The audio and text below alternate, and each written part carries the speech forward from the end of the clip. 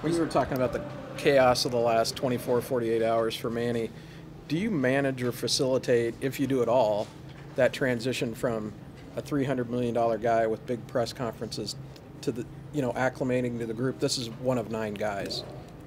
Hence, create normalcy in any way you know how.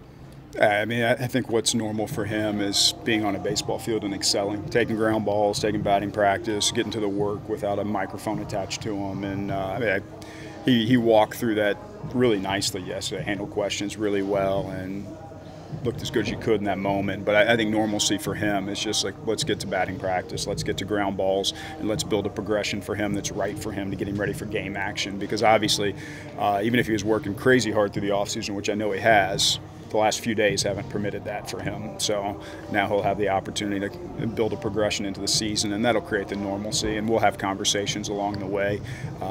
You don't build relationships and trust in one conversation on February 23rd or whatever day it is.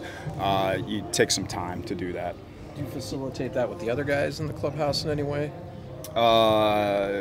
Like talking with them? And just trying to create normalcy for them too, because they're kind of at the edge of all this as well.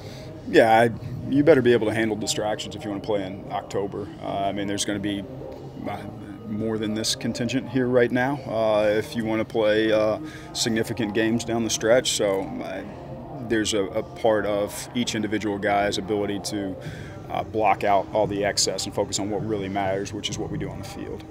These guys look good. How about the fields? They've been trained. You're going to be able to go full today?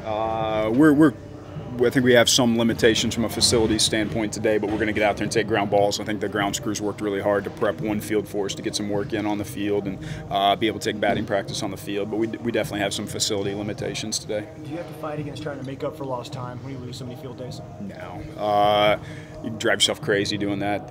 We're a month away. We're going to play a game today with half of our bunt plays in, none of our first and third plays in, none of our shift defense ends. We're going to go play instinctual baseball, and guys know how to do that. So if you panic about that, they'll panic. There's no real concern. You have plenty of days to get all that stuff in before it really counts. But we're going to go play it, get ready to win a baseball game.